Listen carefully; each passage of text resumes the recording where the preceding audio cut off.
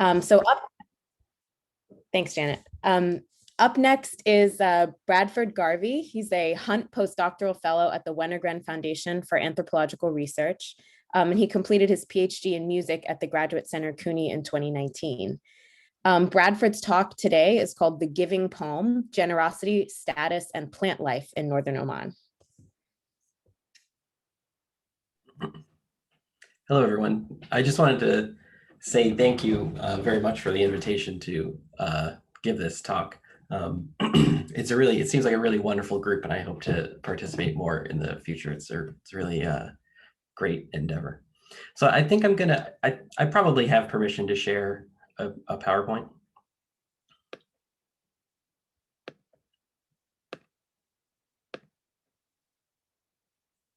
And I'm gonna make sure I share sound. Okay. All right, everyone hear me okay? All right, I'll go ahead and start. This paper is timed at about a little bit under 30 minutes, but I hope it'll be entertaining all the way throughout. So in this paper, I want to detail a cluster of poetic images used by rural Omani Arab men that relate plant and human life, water, social status, and ethical norms, including love and fertility, reciprocity, and specifically generosity. I'll loosely call this a cultural matrix because the individual features, our plants, water, generosity, and so on, don't stand in a single logical order, but they sort of weave in and out amongst each other. And one logical order I'll try and tease out can be summarized as follows. Many Omani Arab agriculturalists understand themselves to live on the earned reciprocity of plants, especially but not exclusively date palms. But few agriculturalists frame their interactions as generous. Farmers are not generous when they tend to their orchards, cereals, and vegetables, but rather industrious, caring, and fulfilling an obligation to their kin and the land itself. Theirs is a relationship of mutuality, and I've sort of represented it here by this, by the arrows pointing back and forth between these two categories. They are beneficiaries of cultivating good relations. And this idea of good relations I've borrowed from Miriam El-Hanai, who just wrote a wonderful dissertation at University of New Mexico about the relationship between Omani Arabs in the north and agriculture. Now, the poor or the unfortunate, on the other hand, what I'm calling impoverished claimants on plant charity, are sustained by the charity of the palm's generous overabundance and can give nothing in return. Now, as for the great, this bottom category, for this bottom category, they are culturally represented as giving back through or even giving back to, as being generous to plants and animals. And this act is understood as a kind of overwhelming or even ridiculous generosity. Who would extend generosity to the date palm or the acacia tree? Only the truly great, or as I'll show, the truly mad would extend this kind of generosity, discharging an obligation that can never be collected or accounted for. In the mythology of the great, the mere extension of this generosity to plants and animals is evidence of its infinite source. For the mad, it is simply another wasted effort. That's the general scope of the paper, but I should preface this by saying that much of my previous research has been on the political economy of praise singing and the poetic construction of generosity in the rural Omani interior in the north. And I've focused especially on the linkages between generosity and political legitimacy. And it's just one aspect of this research led me to note how imagery about water, agriculture, and animal and plant life are often invoked to poetically assess generosity and giving. And while I originally collected much of this interview and musical data in order to understand a tradition of folk poetry, I've lately realized how it also offered a beginning sketch of the cultural complex that I described above. Unfortunately, I do have to admit that this paper is a veritable cloud of anecdotes. It is admittedly very preliminary research, so I really will appreciate any feedback, questions, or constructive evaluations. And that said, I also do love anecdotes as an anthropologist, so I'd love to hear any of those as well. So my plan for the paper is as follows. First, I'll introduce the genre of popular poetry from which most of my examples will come. And at the same time, I'll start exploring some of the themes that come together to form the loose cultural complex that I'm sketching out as they manifest in poetry and storytelling. Finally, we'll turn to some more cultural and social data to fill in the last suggestion that I'll make, that the relationship between generosity and social status is sometimes imagined and demonstrated through relations with plants. So much of the poetry I'll discuss today comes from a genre of popular vernacular poetry called razha, whose individual lines are often referred to as qasbar, qasab, that is, reeds. In Dakhliya, where I did most of my research, most razhas are pre-written or sort of traditionally inherited couplets, expressing a wide variety of ideas and sentiments. Usually, razhat are arranged in a modified version of the classical quantitative meter ragas, or rajas, which we can talk about if there's sufficient interest. Razha, though, is the premier dance and sung poetry complex of Omani Arab men in the north. It's widespread, it's well-loved, and it can break out at all kinds of occasions. It's usually sung antiphonally, using a small corpus of pre-composed melodies, using a half-flat third or a half-flat second and a minor third, and the ambit rarely eclipses a pentachord and a lower neighbor tone. A pair of matched, contrastingly pitched drums are the main instruments of razha and other related genres, though some animal horn trumpets are also used. Different razhat are danced in different ways. Lines, circles, and arcs are all common choreographic forms. Let's turn to an example, though. And this one is not filmed by me, so I apologize for the quality. But this is a film of a group that I worked with. This is the Firqa al-Bahla lil-Funun al-Sha'biyya. And the poem being sung, I chose this video because the poem being sung gives us a glimpse at one aspect of this cultural matrix in question, the association of peaceful greetings with rain, with a blessing from above. And I have the poetry written out in the Arabic and the English here, and we'll give it a listen now. Give me a thumbs up if you can hear everything okay.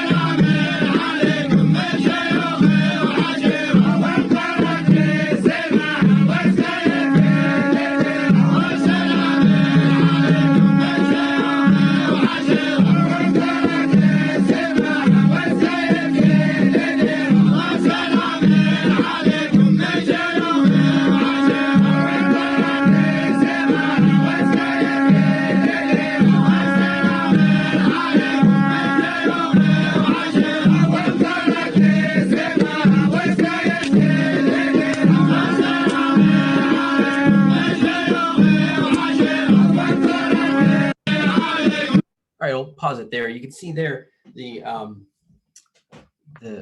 the two lines of singers singing antiphonally, the contrastingly pitched drums. That was also the animal horn trumpet, barghum.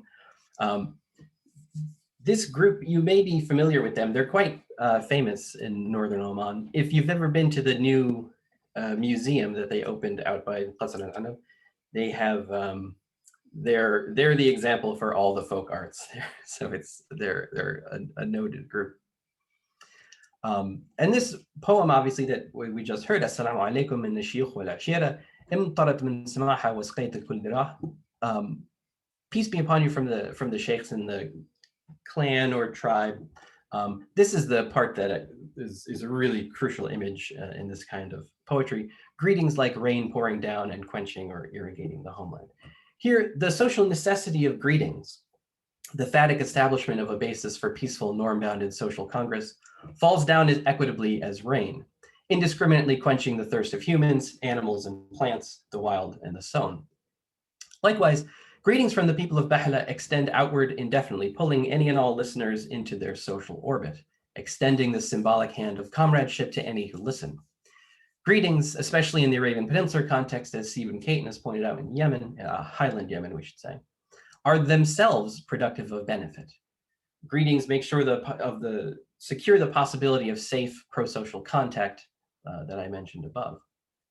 As rain enlivens the gardens as an agricultural sine qua non, so too do greetings enliven peaceful, productive social relations. And this image, as I mentioned, is routine in Omani Razhat. Rain, greetings, sociality, and even a touch of social structural hierarchy circulate here in that last poem. And while much can be made of the symbolic and cultural role of water in Oman, and you may be familiar with some of this, anthropologist Vandana Limbert writes a lot about this water as Islamic charity in Behla, in her ethnography in the time of oil. And of course, we have lots of research by Wilkinson and Costa on water and settlement patterns, for example. But for now, we'll just leave this topic. Water as an enlivening benefit from God is well represented in Rashat in general. And another common and unattributed rasha cited by a poet I was talking to as an example of this goes as following. على تربتك في الصلاة والقيام تجمع قلوب حيمة ومشتتة تحيي البساتين العنب pardon me والياسمين وتحيي قلوب بالأمس كانت ميتة. God, your request is in my prayers. You gather love-mad and distant hearts. قلوب حيمة ومشتتة تحيي البساتين العنب والياسمين. You enliven the gardens of grapes and jasmine. وتحيي قلوب بالأمس كانت ميتة, just as you revive hearts yesterday dead. Here, the image of water is missing, but the revival of the garden suggests it, as does the ubiquity of God's ability to revive hearts, just as he does gardens. Speaking now of specific plants, grapes and jasmine, typical enough found throughout the Arab world, we can now turn to the particular but not peculiar Omani cultural pattern of associating people, places, and plants. Plant life in Oman, as in most agricultural areas, is fairly neatly divided between wild and cultivated species. Knowledge of plants as both crops and forage is distributed fairly widely. In fact, many regions are symbolized by a plant in their own or in governmental media, and examples abound. I'd be happy to hear more examples. Here's some that I could come up with off the top of my head, but Sama'il by the date palm, in particular the farth date, the far in general by the frankincense tree, Adam by the great ghaf tree named Zubara, which we can talk about later. Bahla and Nizwa, as Emily mentioned, there are these sort of trees there that are supposedly haunted or have some relationship with sorcerers and things like that. Jabal Akhdar by the rose and the pomegranate, Berkat al-Moz by, no surprise, the banana stalk, and Menah, where I did much of my research, by the medicinal shrub called mitk. Generally speaking, cultivated plants are more common in poetry than wild plants, but herbs, foreign spices like saffron and clove, ginger, fruit trees, and wild flowering trees that are used in honey production are all very common poetic images in the oral poetry of Armani townspeople. Salim bin Sa'id al-Abri, for example, often uses the image of saffron, oud, and cloves to refer to the kind of sweetness of youth. In love Razhat Ghazaliya, plants are often used as a metaphor for women and women's bodies. This is especially true of tree trunks called oud, whose shapely parallel lines are often used as a way to imagine women's own. This is quite an antique image, I think, but this image goes far back in Arabic poetry. But perhaps unsurprisingly, these plant images are often more common in the poetry of rural cultivators than the common stock of Bedouin animal tropes, which we heard so well described by Emily. Women as gazelles, for example, men as stalking predators, as wolves, as falcons, as lions, and so on. So I'd like to discuss this poem because it pulls together many of the themes that I've been presenting nicely, but it does require some interpretation. On the surface, it doesn't feel like it has sort of anything to do with what I'm talking about, but the way it's been explained to me many times is really telling. Here, the anonymous poet, and I don't think anyone remembers who the poet was who wrote this, or arranged it, I should say, imagines the issue of loving two people as similar to the problem of cultivating different fruit trees, the date palm and the banana plant. And it goes like this, and there's lots of different melodies for these, which is why I didn't include the melodies, but يا موز اللغتالي يا موز اللغتالي طح النخلة وبقيت عواوينه خايف على مالي خايف على مالي طح وتحدم من سواوينه. موز اللغتالي, I think, is kind of a folk taxonomy for a type of banana tree. I couldn't really get a great explanation of it, but I'm sure the linguists among us would do a better job. But Moza Ligatali, I translate it as verdant or tall banana tree, like it's an especially prized banana stalk that produces a lot of bananas. O verdant and tall banana tree, the date palm has fallen and only its stalk remains. I fear for what's mine, I fear for what's mine, it's fallen and destroyed what I've built. As I mentioned, the first time I read, or I should say the first time I heard this poem, I thought it was a very straightforward one, but in fact, it's really densely punning. There's many, many meanings worked through this, so we'll try and parse them out here. The poem turns on the identification of kinds of women with kinds of plants. The banana tree, enticing, fecund, new, foreign, stands in for an extramarital and exotic lover, while the date palm, ordinary, trustworthy, and local, stands for the loyal wife. The date palm's falling represents the loyal wife leaving her husband, likely to take up with her kin, the husband's shemag, thus destroying all that he has worked so hard for. The verdant and tall banana tree is informed here through this poem, you note the vocative, that the affair has ruined his life. This poem was explained to me several times referring to women from non-Arab or from Dhofari backgrounds. Just as those women came from away to live in northern Oman, so did the banana tree. Now, the truth of that is probably a little bit more gray, but that's how it was explained to me. And the crux of the matter is that the loyal date/wife has been taken for granted and has been spurned for a dalliance with the less trustworthy banana/Dhofari woman. The failure to properly account for the reciprocal love of marriage/date agriculture dooms the singer and dooms his property, his mal, which can also be understood as date palms. Right? Mal is the same term used for date palms. The symbolic parallelism here is especially dense. The poem can be read as a failure of a new crop, the literal way that I first parsed it.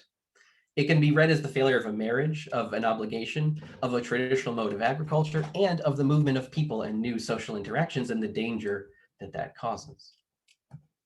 So with this image in mind, the image of the date palm, less the banana stalk, but the image of the date palm, I want to turn to the date palm as a symbol. And if any plant warrants it, it is the date palm. It is a peculiarly dense symbol. And permit me to sketch now some of the cultural history, because even if the paper warranted a whole bunch of discussion of it, I could never exhaust it. It's sort of, it's an infinite poetic, it's an infinite poetic source. It's a sort of a wonderful object. The date palm stands at once as a providing paternal aunt in the Islamic Arab context, more on that later, and in the latest poem as a loyal wife and a way of life. The cultivation of the date is charged with norms around ethical obligation to provide, to be bountiful, to be charitable, and to sustain. And at the same time, the date palm is often associated with sexual union, fertility, and the human body. It is, like I said, peculiarly dense.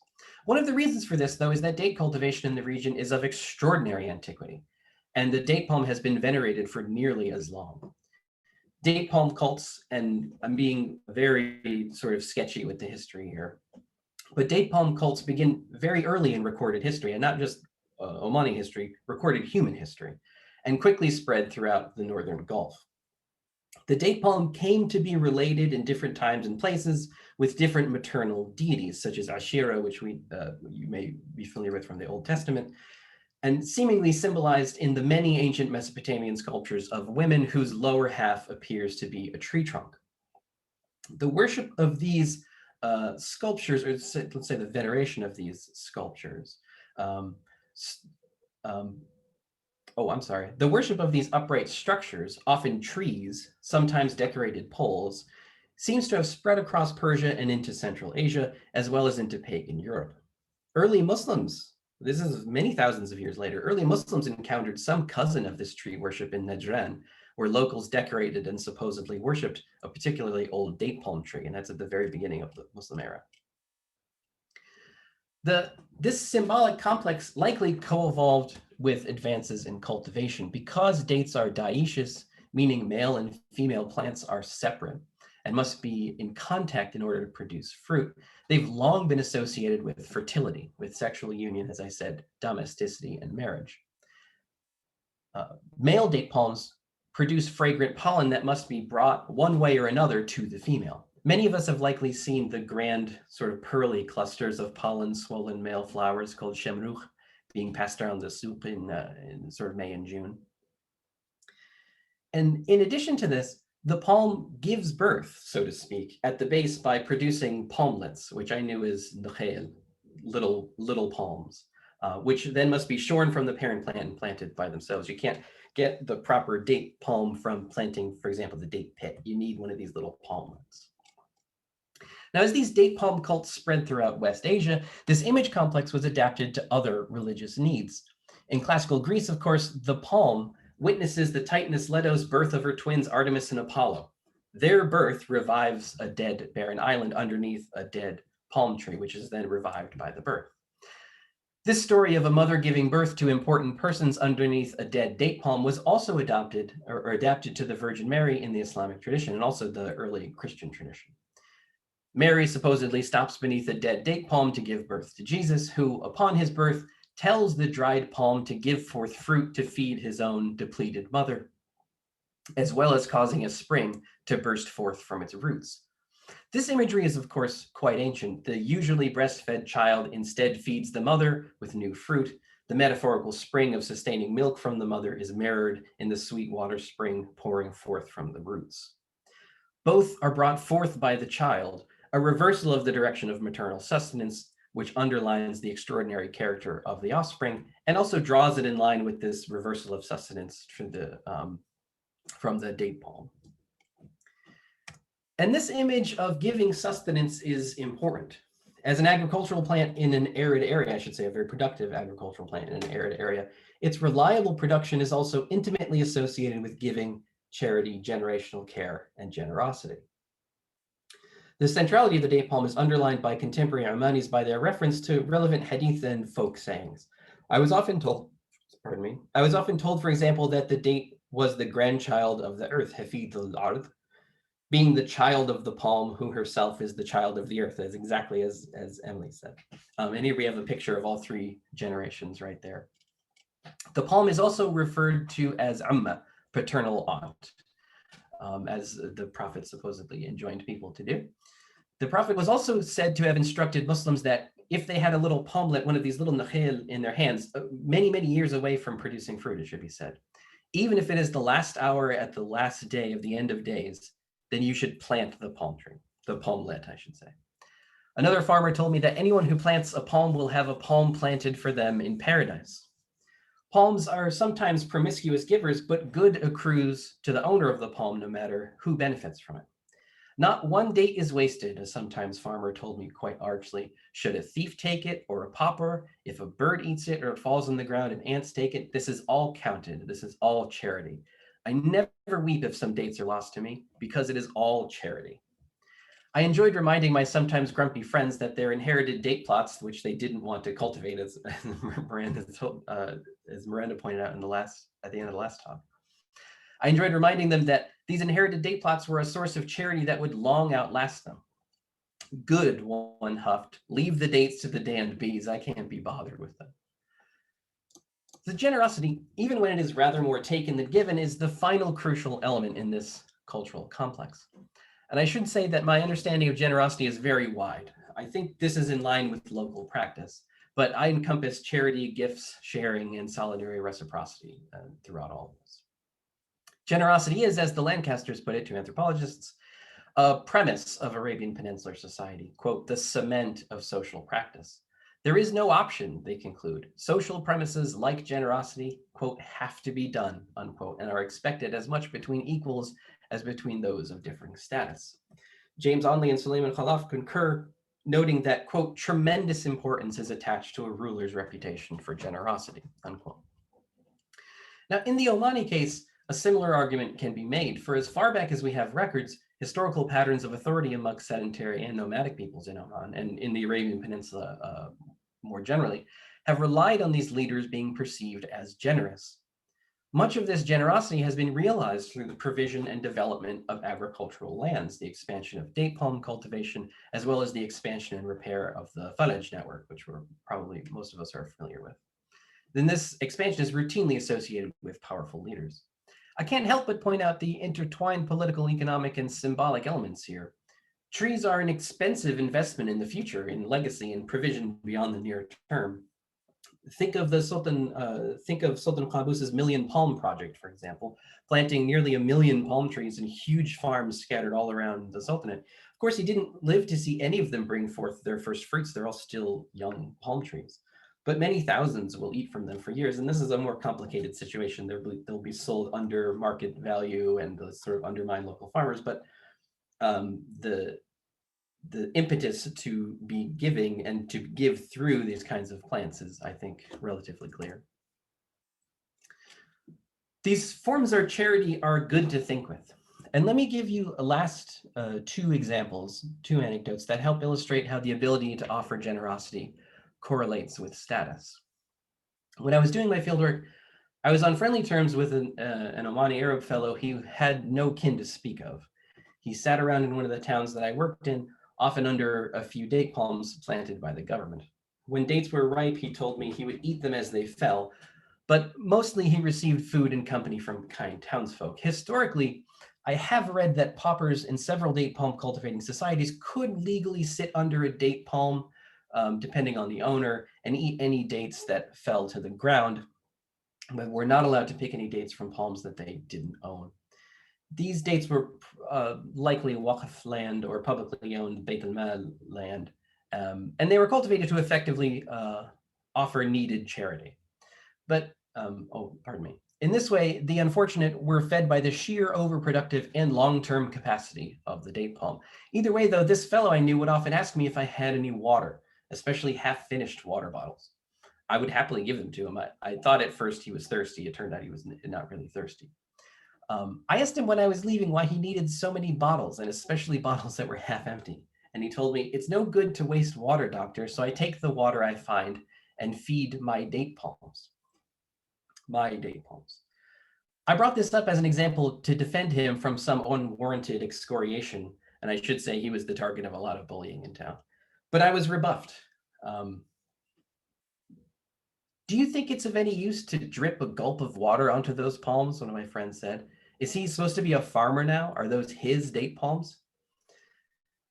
The ridiculousness of trying to balance his relationship with the palms from which he routinely received charity was the most pertinent lesson to be learned from him. And that, now that I'm reading that out loud, I feel kind of bad because that makes that person sound very cruel, but these are townspeople who've been dealing with one another for a long time. So there's a sense of gentle ribbing here.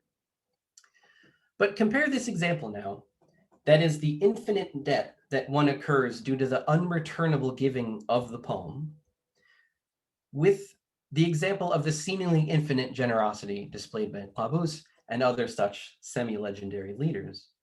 And as a final and most telling example, I want to contrast my impoverished water bottle irrigator's story with a story about the first of the Al-Musa'idi, Ahmed.